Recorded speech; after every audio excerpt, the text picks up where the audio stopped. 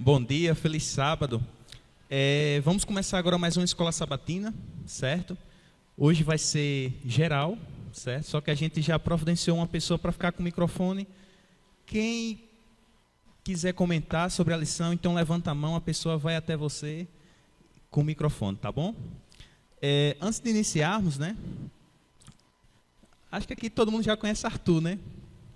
Nosso querido Arthur. Então, Arthur, né? Meu nome é Gustavo e a gente vai comentar aqui, estudar, recapitular a lição com vocês, tá bom? Mas antes, Arthur, antes de tudo, eu queria convidar você para a gente fazer uma oração.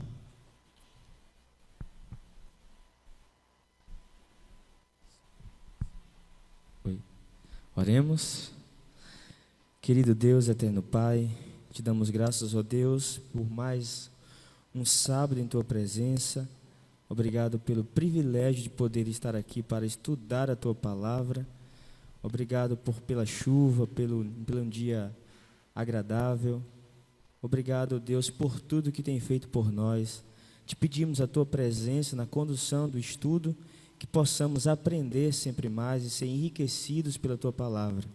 Te pedimos, ó Deus, estas bênçãos em nome de Jesus. Amém.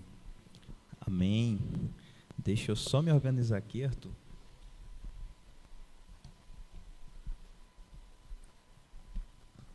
Meus irmãos, a gente estudou durante essa semana um reino que não se abala, né? Um reino inabalável, Arthur. Recebendo um reino inabalável. E o verso que a lição nos trouxe, que foi para memorizar, Arthur, está lá no livro de Hebreus, capítulo 12, versículo 28, que diz assim: por isso, recebendo nós um reino inabalável, retenhamos a graça pela qual sirvamos a Deus de modo agradável, com reverência e temor. Arthur, o que é que vem na sua cabeça, Arthur, quando a gente fala inabalável? Inabalável é que não se destrói, se passa, é uma coisa fixa, uma coisa eterna, uma coisa que não acaba. Então, o reino inabalável é o reino eterno, que não passará. E a lição vem trazendo essa mensagem, dizendo que nós, como cristãos, temos uma grande herança.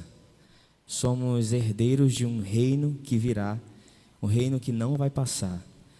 E é uma das coisas mais incríveis que os Hebreus vêm falando no capítulo 12, é que nós precisamos perseverar, não desistir da caminhada, a caminhada da fé, seguimos avante até aquele grande dia onde nós receberemos o reino.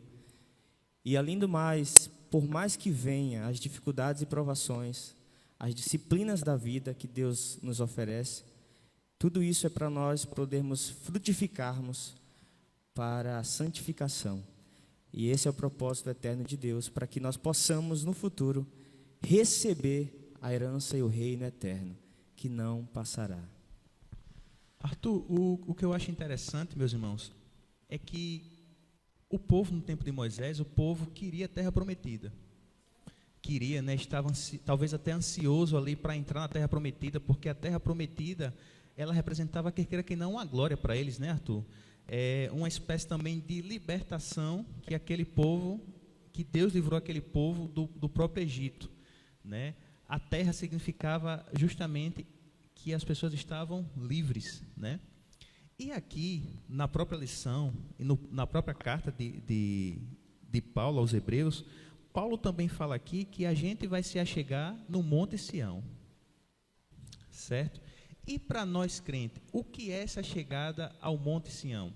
Porque a gente vê que no tempo de Moisés, as pessoas para se achegar ao Monte Sião, o Monte Sião representava ali Deus, representava a presença de Deus, mas as pessoas, para se achegar ao Monte Sião, precisavam se consagrar. Então, Arthur, a minha pergunta para todos é o seguinte: será que nós precisamos também se consagrar para chegar nesse Monte Sião que Paulo está falando aqui?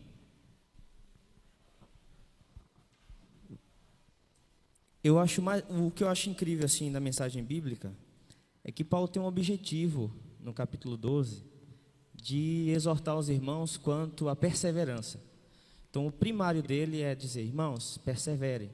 Não olhem para trás a aliança antiga, que vocês sacrificavam cordeiros, que vocês matavam cordeiros para adorar o Senhor. Não olhe para essa aliança antiga, olhe para a nova aliança. Ele quer dizer assim, ele está usando esse termo para provar que a aliança nova é superior à antiga. Ele quer provar isso para os irmãos. Ele fala assim: não voltem para a antiga, permaneçam perseverando na nova aliança. Essa aliança, ela tem uma herança muito maior.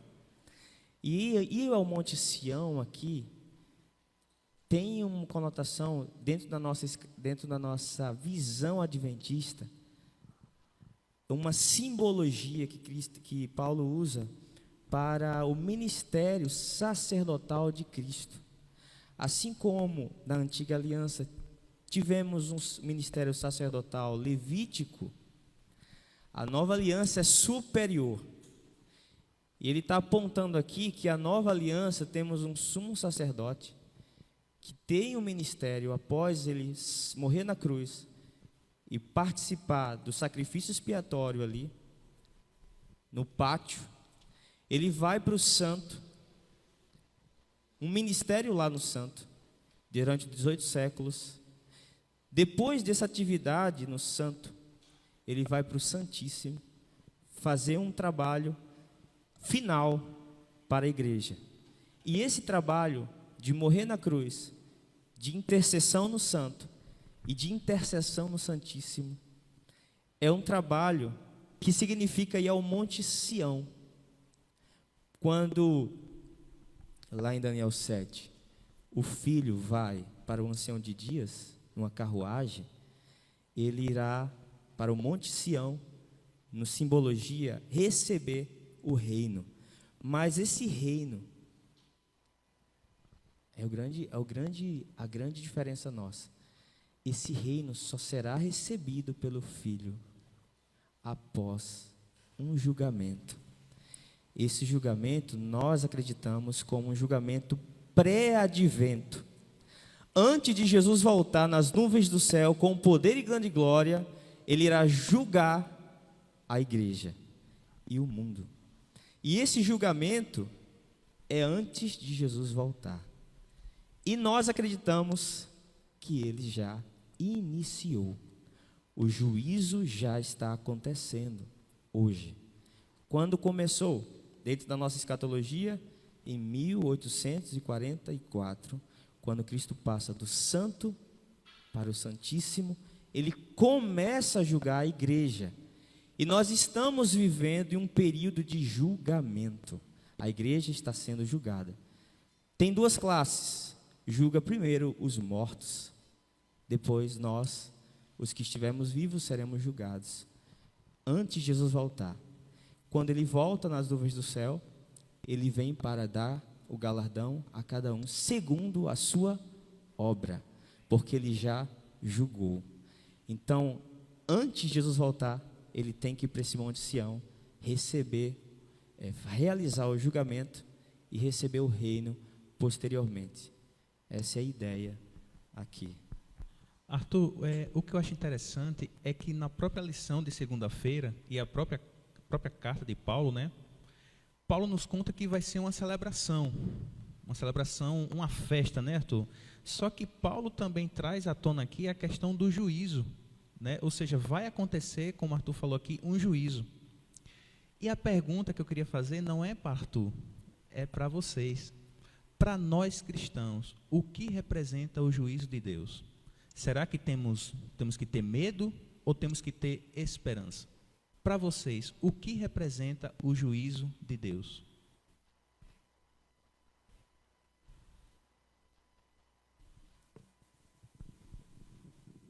O que significa para nós, através dessa lição, é Jesus.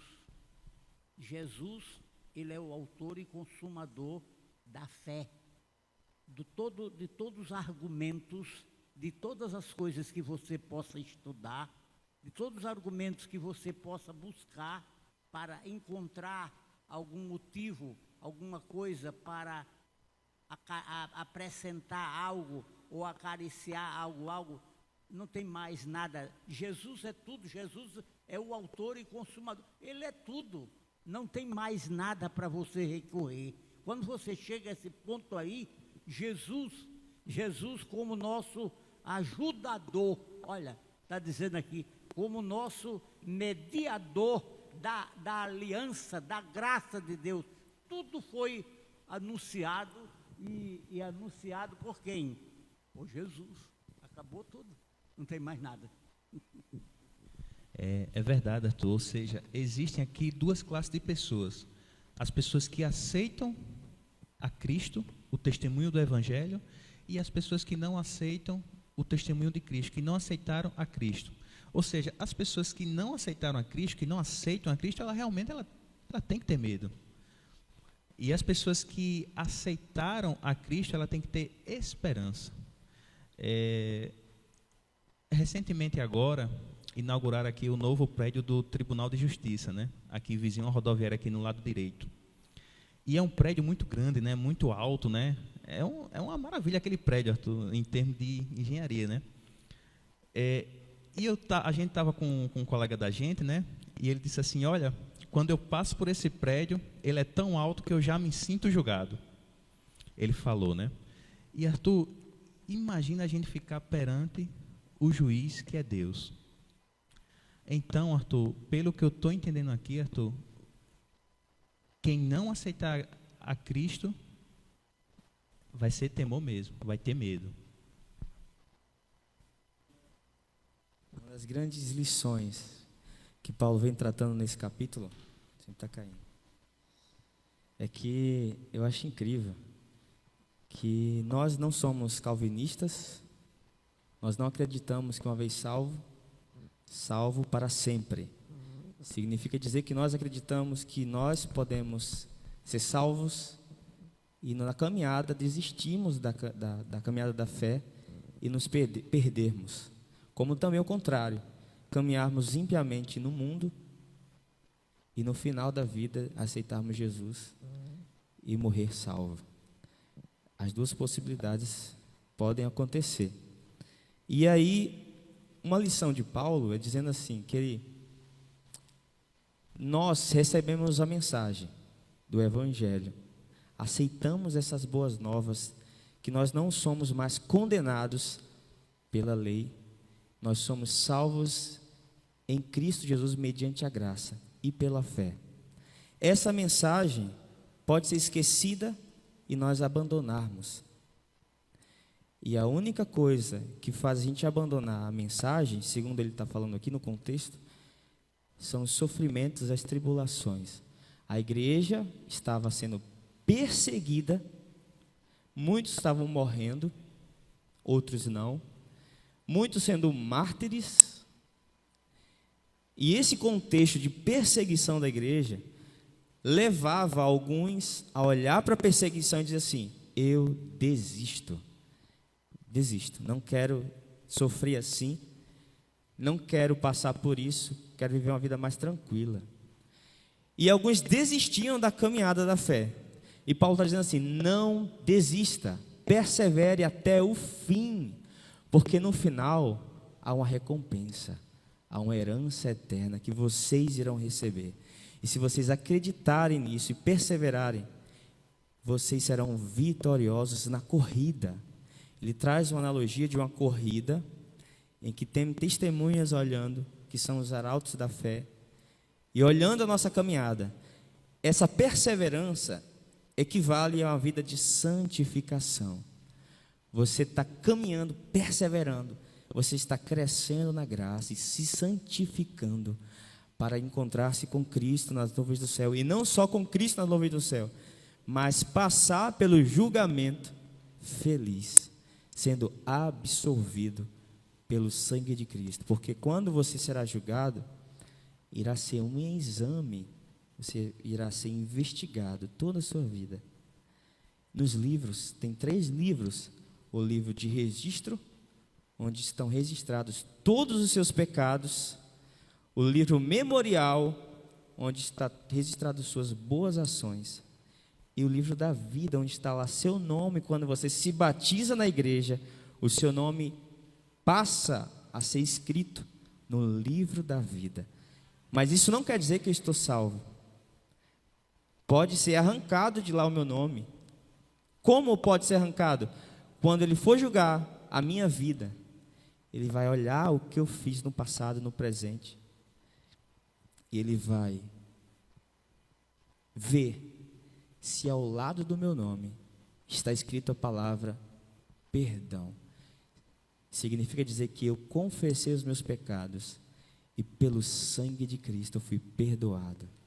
Naquele momento ele intercede por mim, diz: Pai, meu sangue por ele.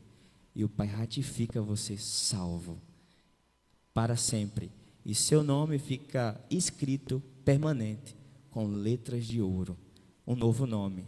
E você foi julgado, você está comendo e bebendo aqui na terra e nem sabe. Seu nome foi ratificado no céu. E não há mais como se perder a partir daí. A porta da graça está se fechando, ele está julgando o povo. Uma vez, aí vem aquela ideia de Apocalipse 22. Quem é santo, torne-se mais santo. Quem é ímpio, continue na impiedade. Ou seja, fecha a porta e não há mais salvação para ninguém. Esse processo só passará por ele feliz quem se apega à justiça de Cristo, porque ninguém pode passar por ele pelos próprios méritos, pelas minhas obras, porque toda a minha obra é impura e eu não tenho merecimento algum de passar pelo julgamento de Deus sem ser culpado. Nesse momento do julgamento, eu só serei sentenciado, justificado pela fé, se eu acreditar no que Cristo fez por mim na cruz do Calvário. E o que Ele fez por mim, Ele paga o preço, e eu me apodero disso. Ele imputa a justiça do Filho em mim, e eu sou considerado justo. E aí eu sou salvo pela fé e julgado pelas obras. Arthur falou uma coisa importante aí, Arthur, pela fé, né? A gente vê as cartas de Paulo, e Paulo ele coloca ali pessoas que pela fé conseguiram, às vezes até desejos terrenos, mas Paulo aqui ele fala aqui que pela fé a gente pode conseguir algo maior, que é justamente a Canaã celestial. Eu estava lendo, Arthur, eu comecei a ler Gênesis de novo, né? E eu estava vendo a questão de Abraão, né?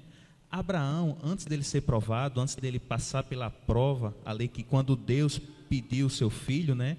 A gente vê que Abraão ele teve os vacilos dele. Quando ele vai ali entrar no Egito, que ele mente ali, né? Ou seja, mesmo assim, Deus teve misericórdia para ele, que lá na frente Paulo coloca ele como um dos pilares da fé. Ou seja, pela fé, Abraão ele consegue ter esse acesso à Canaã celestial. Arthur, a lição também fala, na lição de terça-feira, fala que Deus fará tremer os céus e a terra. Arthur, eu não sei se você já passou, alguém aqui já passou por um tremor de terra? O irmão João Roberto? Pois é. Terremoto em João Câmara, abalou Natal. Eu tive uma experiência, irmão João Roberto, que eu tava em casa, e quando teve esse terremoto em João Câmara, né, que é o interior daqui, a gente aqui sentiu um pouquinho, né? E eu me lembro, Arthur, que todo mundo aqui saiu, né, das suas casas assim, assustado, né? Porque até então eu mesmo não tinha presenciado isso, né? Então é uma coisa assim que realmente às vezes dá pavor, um tremor, né? E Arthur, e que história é essa que Deus fará tremer os céus e a terra, Arthur? O que significa isso? Quando a gente estuda o Antigo Testamento, ele é um modelo, uma maquete para nós entendermos a escatologia e a profecia para o futuro. E quando Deus se manifestava em meio do seu povo, sempre tinha abalo na potestade da terra. Quando ele apresentou ali no Monte Sinai, a terra tremeu. Quando ele se apresentava em guerra contra os seus inimigos, o povo de Deus ia guerrear em uma batalha, e os inimigos estavam na sua frente, e o povo de Deus, pela fé, guerreava, levantando o nome de Deus. Deus lutava em favor do seu povo, e a manifestação de que Deus estava lutando em favor do seu povo era um temor, um tremor de terra. Eu estava lendo a história de Josué, quando ele começou a conquistar as terras, expulsar e matar os habitantes que estavam ali, disse que quando ele ia na batalha, a terra tremia, parecia um exército de anjos, que apavorava os seus inimigos. E em algumas situações, o povo de Deus nem lutava, porque era tão pavoroso, era tão tremendo, que eles matavam uns aos outros, de pavor. E esse poder representa, esse abalo, representa Deus destruindo os seus inimigos. E o que significa isso para nós? Quando Deus julgar a besta, o falso profeta, julgar a igreja de Deus, a nós como igreja de Deus, e ele vir nas nuvens do céu, ele virá para destruir. Você lê Apocalipse 19, o que é a volta de Jesus? Na descrição de Apocalipse 19, é uma guerra. Ele vem num cavalo branco para destruir, pisar, esmagar. É como se, tem lá a ideia de como se os ímpios fossem uvas, e ele vai pisando as uvas, esmagando, e o suco vai, aquele suco representa o sangue. Ele vem num cavalo branco, pisando os seus inimigos, destruindo todos aqueles que foram em oposição ao seu governo. E essa ideia de cavalo, de guerra, é a ideia que está aqui de abalo. Ele está destruindo os seus inimigos. Leia Apocalipse 16, que fala lá que os ímpios preferirão que os rochedos e as montanhas caiam sobre ele do que olhar para o rosto de Cristo. Porque ele fala, a ira do Cordeiro. Essa ideia está trazendo para nós de destruição e eliminação completa do mal. E o mal ficou impregnado no coração dos ímpios. E eles precisarão ser destruídos para o bem do universo. Aqui tem uma destruição na palavra de Deus. Essa celebração tem Deus, olha, essa celebração tem o quê? Tem Deus como juiz em um reino favorável aos santos. Esse juiz é Deus que está presente como um juiz favorável. Para quem? Para nós, para os santos. É isso que Deus mostra na lição para nós, que nós venhamos a sua grandeza, o seu amor favorável. Eu não quero saber do que aconteceu no passado, eu estou vendo agora no presente. E Jesus está dizendo agora que ele está mostrando aqui um assunto favorável. Para quem? Quem é que ele está falando? Para quem? Para Deus. Deus como favorável, Deus como presente, como um juiz, que ele vem como um ser favorável. Para quem? Para os santos de Deus, aquele que nós estamos esperando que breve subiremos para o céu com ele, com Jesus, para a eternidade. Que Deus nos abençoe. Arthur, aqui fala o seguinte: esse abalo significa a destruição dos poderes terrestres que perseguem o povo de Deus, e mais importante, a destruição dos poderes celestiais, Satanás e seus anjos. Eu estou lendo um livro do Mark Finley chamado O Mistério da Profecia, né? Muito bom. um irmão, aqui o irmão Erivan me emprestou, né? Aí eu comecei a ler, e ali ele fala coisas assim, Arthur, que a gente vê tudo se encaixando, desde o passado, desde o presente e também o futuro. E a gente tudo se afunila para a volta de Cristo, Arthur. Não tem outra saída. A gente vê guerras, rumores de guerras, a gente vê pandemias, né, coisas acontecendo, e tudo se afunila para a volta de Cristo.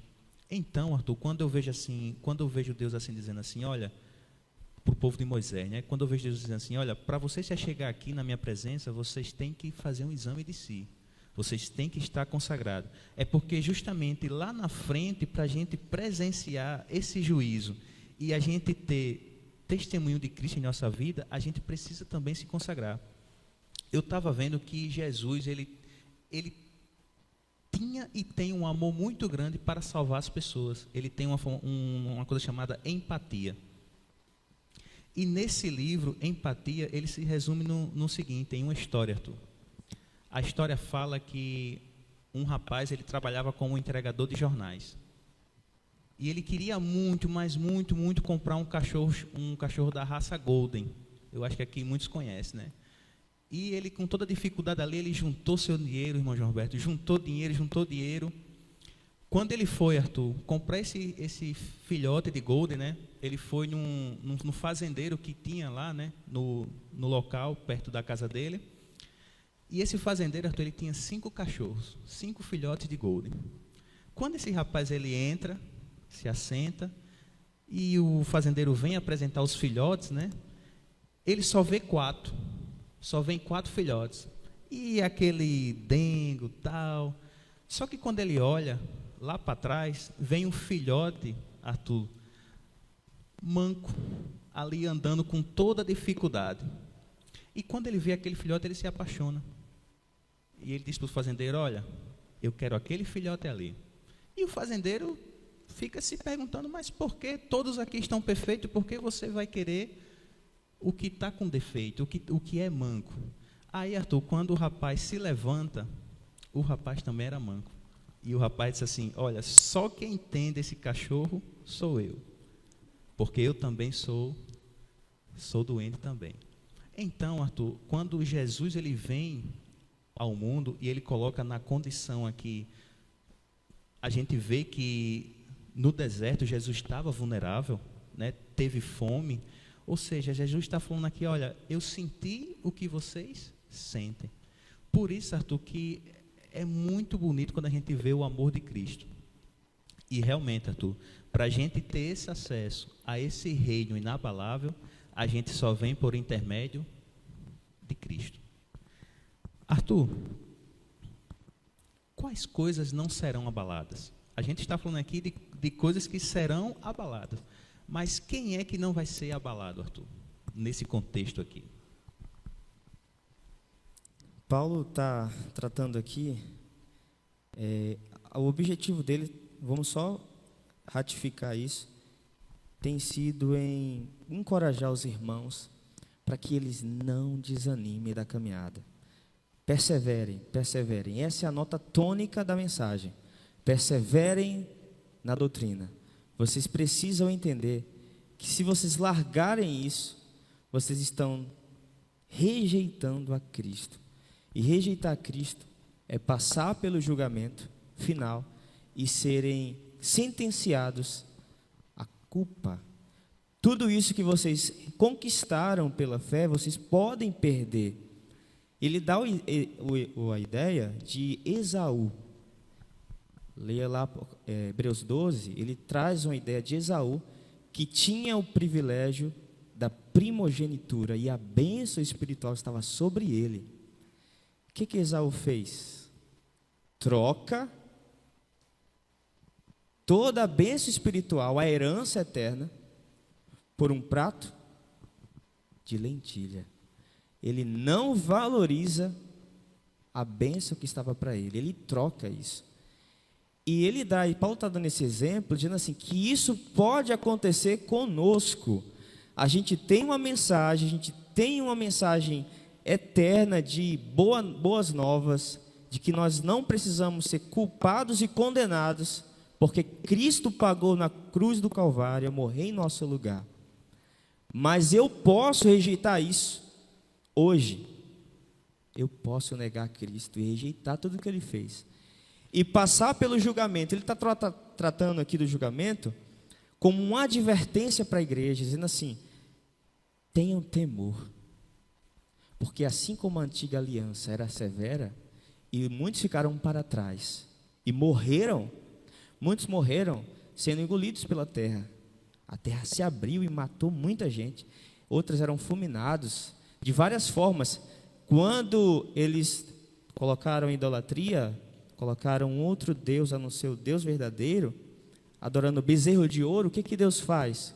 Com Moisés, destrói e mata pessoas ali. Ele está tratando disso, dizendo assim: irmãos, se a aliança antiga, Deus reagiu dessa forma quanto à rebeldia, e a aliança nova é superior em todos os quesitos, tanto para a salvação, ela é superior, que nos salva definitivamente, mas também ela é superior em condenação. Assim como Deus julgou o seu povo e destruiu muitos no deserto, só entrou 2 na terra prometida. Hoje a mesma coisa vai acontecer. Se nós não temermos a Deus, levar a sério uma vida santa e buscar o Senhor uma vida santificada, eu posso e devo temer ao juízo. Porque no final vem um texto: Deus é um Deus, um fogo consumidor. Essa mensagem me tocou muito, porque a gente enfatiza muito a graça, enfatiza muito salvo pela fé, e não gosta de olhar para uma vida santificada. Eu preciso deixar os velhos hábitos e ter uma vida irrepreensível, não pelos meus esforços, não pela minha força, mas eu preciso, pela fé, ser salvo e caminhar em uma vida santa, pura, imaculada, para me preparar e passar pelo julgamento limpo pelos méritos de Cristo, mas também evidenciando isso em obras. Ele está ratificando isso. Irmãos, confirme a salvação de vocês, perseverando, caminhando, correndo a carreira da fé, sem olhar para trás, porque no final a coroa da vida e a recompensa, ela é certa, porque a palavra de Deus, a promessa dele é fiel e vai se cumprir. Se nós acreditarmos, temos fé, no final receberemos a nossa grande recompensa. Amém. Amém. Arthur, Paulo enfatizava justamente isso, perseverar. Às vezes quando a gente lê a Bíblia, né, Arthur, a gente vê, por exemplo, Deus ele dá oportunidade para que as pessoas se arrependam. A gente vê na destruição ali da época de Noé, do dilúvio, Noé passou anos ali pregando, construindo a arca ali, e as pessoas não se arrependeram. A gente vê também na época de Sodoma e Gomorra, quando os anjos vão anunciar a destruição, as pessoas têm ali a oportunidade de se arrepender e se converter dos pecados, mas as pessoas também não aceitaram. A gente vê também, em contrapartida, a gente vê Jonas, quando vai para Nínive, né? Quando vai para Nínive, Jonas ali pregando para aquelas pessoas que, ao muitos olhares ali, não iam se converter, e foi muito pelo contrário, as pessoas ali, teve muitos que se converteram. Então a gente vê também, existe uma mensagem que a gente tem que levar para as pessoas hoje, né, Arthur? Como você falou, às vezes a gente fala muito de Cristo, a gente tem que falar de Cristo, né? Às vezes a gente fala muito de graça, mas também a gente tem que anunciar as mensagens de apocalíptica, a mensagem dos anjos. E Arthur, o que eu acho interessante é que se você perseverar, você vai ter a coroa da vida. Ou seja, esse juízo, esse julgamento não vai lhe abalar. Ou seja, você vai estar junto à destra do próprio Deus, junto com Cristo. Arthur, na lição de quinta-feira, a gente já está faltando 10 minutos já para a gente acabar. Na lição de quinta-feira, Paulo ele nos chama a ser grato. E Paulo ele coloca também aqui a questão da adoração. E eu vou fazer uma pergunta bem complexa, Arthur. Arthur, toda adoração é aceita por Deus? Não. A adoração que é aceita por Deus é a sincera, em que está passando pela fornalha da cruz. Quando eu faço uma adoração passando pela cruz, me humilhando, tudo que eu fizer, Deus aceitará, porque vai pelos méritos de Cristo e não pelos meus. E Deus só aceita alguma coisa nossa se nós fizermos passando pela cruz. Tudo que eu fizer, qualquer ação que eu fizer, boas obras, sem não estar alicerçado na cruz de Cristo, Deus não aceita. Lembra lá nos profetas que eles sacrificavam, faziam holocaustos, e o que Deus falava? Isso não me agrada. Tudo que vocês estão fazendo aí, eu não aceito, porque não passa por uma vida humilde diante de Deus. O que é mais tendencioso para nós, hoje, é a gente fazer coisas pelo um ritual religioso. E aí que está um grande engano, porque fazer coisas na igreja,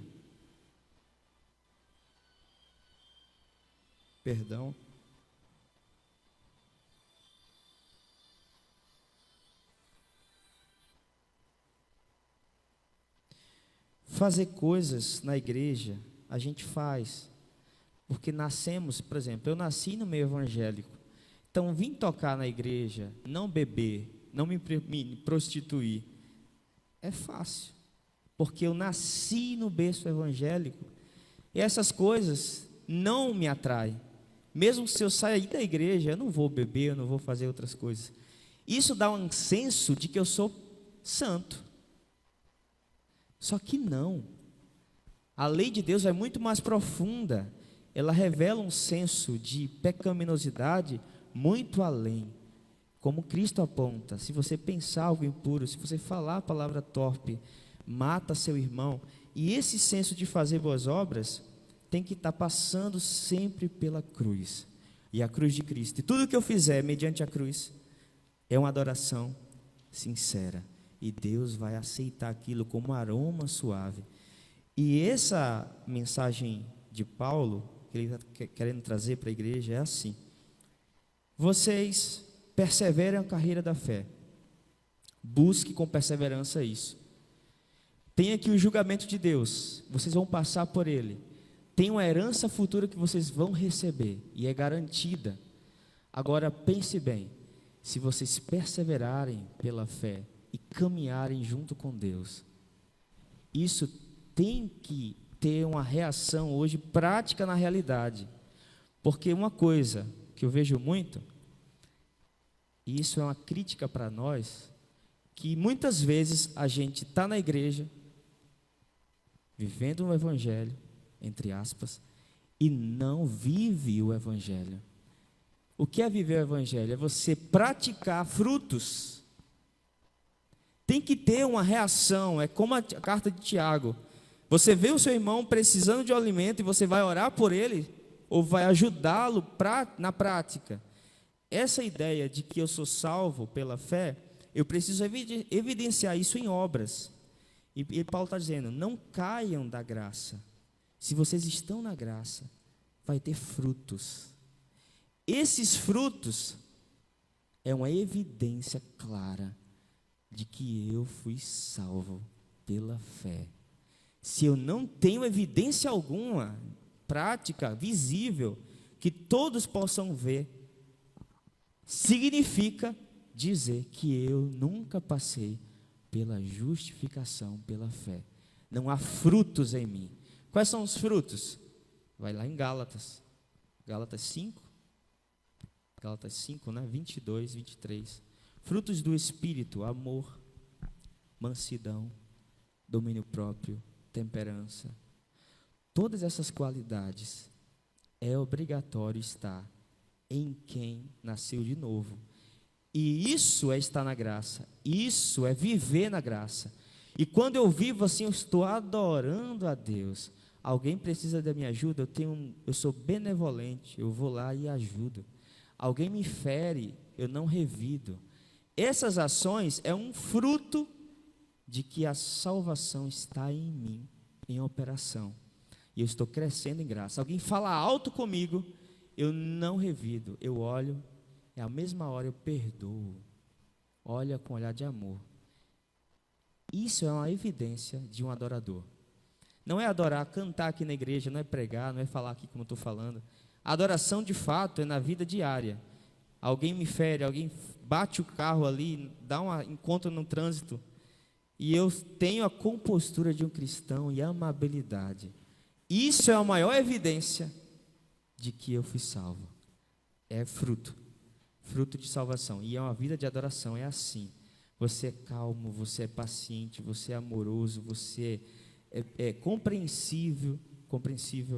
Você tem as qualidades de um cristão genuíno.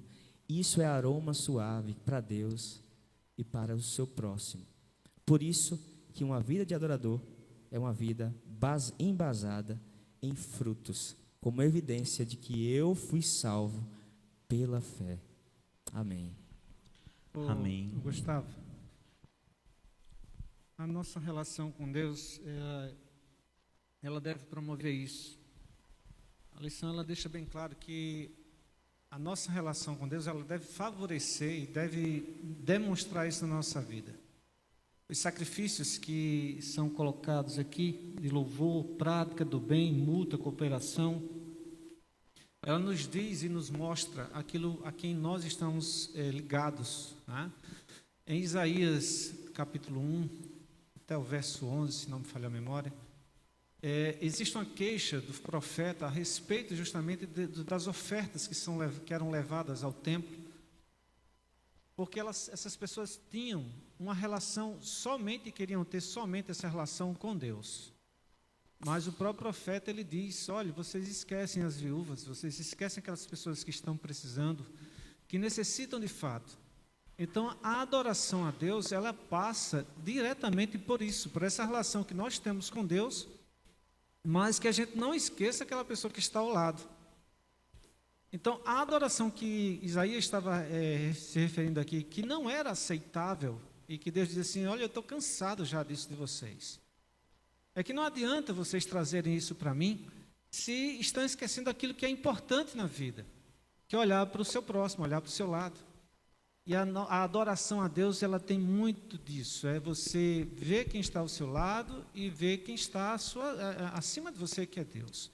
Então, se nós praticamos um evangelho, se nós praticamos uma vida na igreja, onde quer que estejamos, somente ligados e especificamente a Deus, sem olhar para aquelas pessoas que estão ao nosso redor, Deus não aceita esse tipo de adoração. Para Ele é como eram aquelas pessoas que sacrificavam aqueles animais para agradar a Deus. No entanto, a vida deles não condizia com aquele sacrifício que eles estavam ali. Nós vemos que o sistema de sacrifício era pelo pecado e por uma oferta de gratidão, não é? Então, quando as pessoas chegavam para fazer isso, mas gratidão por quê? Se você não está fazendo aquilo que eu gostaria que vocês fizessem. Então, a adoração passa por isso, claro, é isso que Arthur falou, mas isso deve colocar dentro de nós e deve externar dentro de nós essa vontade de fazer com que as pessoas elas pertençam ao mesmo tipo e pertençam à mesma forma de adoração que Deus requer realmente de nós. E não somente chegarmos e, passando para os dias atuais, chegarmos aqui na igreja, cantarmos, louvarmos, devolvermos os nossos dízimos e ofertas, mas na nossa vida cotidiana isso talvez não condiga, né, com aquilo que nós fazemos lá fora. Então, Deus ele não aceita. Você pode dar aqui o que você quiser dar, mas se lá fora eu não faço aquilo que realmente Ele me pediu, é vã essa minha adoração aqui. Eu estava ontem, só para exemplificar, eu estava indo almoçar, terminei o trabalho pela manhã, fui almoçar perto lá da escola adventista, aí cheguei no lugar para almoçar e tinha um jovem ao lado pedindo um almoço. E o senso farisaico bate, sabe? Eu sou mau assim. E ele pediu ao moço, eu já pensei, vai fazer alguma coisa, vai usar de forma indevida, eu não vou ajudar. Saiu isso, aí eu olhei, quando eu dei um passo à frente, veio um alerta assim no meu coração, meu Deus, que testemunho eu estou fazendo aqui? O que está no meu coração? Orei ao Senhor mentalmente e tomei uma postura diferente, eu vou ajudar. Aí o moço que estava ofertando a comida, olhou assim, vai ajudar esse aí? Só fica pedindo aqui. Aí, não, bote a comida dele que eu pago. Aí ele botou a comida, olhou assim para mim, vai pagar? Vou. Aí eu botei a minha, paguei a dele. Quando ele recebeu a comida, ele olhou assim, sabe aquele olhar que dói lá dentro assim, e aquela gratidão, me quebrantou completamente, eu fiquei desarmado. Ele olhou assim, muito obrigado. Aquilo bateu no meu coração, passei o dia assim, pensando, meu Deus, como é bom ajudar. E eu vi a voz de Deus na hora, porque a gente passa por despercebido, e o dia a dia, correria, você nem quer ajudar ninguém, né? Você só pensa em si mesmo. Mas quando a gente para ouvir a voz de Deus e faz a vontade de Deus, tem frutos. Aquilo perfuma o lugar, sabe? Traz uma consequência assim que no céu a gente vai entender toda aquela ação que a gente fez. Então, vale a pena fazer o bem sem olhar ao redor. Ajude, independente da situação. Ajude alguém. E deixe Deus, ouça a voz de Deus naquele momento, que você será recompensado lá naquele dia. Amém. Amém. Meus irmãos, já chegamos ao nosso fim, certo? Tem uma frase que eu vi durante a semana que diz assim: o céu para nós cristãos já começou. Amém, né, Arthur? Então, a melhor forma de adorar a Deus, uma das melhores formas também, é você ser o representante de Cristo aqui na terra. Então, eu convido os irmãos agora para ficar de pé, para a gente fazer uma oração. Arthur, eu vou convidar você de novo para fazer a oração final, Arthur.